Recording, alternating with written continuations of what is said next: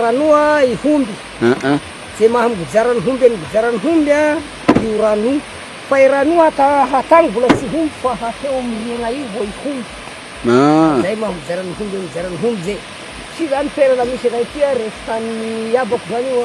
io ana 28 hectare hatagny jusqu'ato de ny abako manontolo andohan'ny homby zany ny agnarany rano toy andohan'ny homby ny agnarany rano toy de io amandany vasy aloaloha sery ampirano tsara zany nareo ty inona tena fivelomanareo aty ny fivelomanay aty de fambolena akoho de fary io zany tena normaly satria ny kafe koa moa efa mihenkena amizao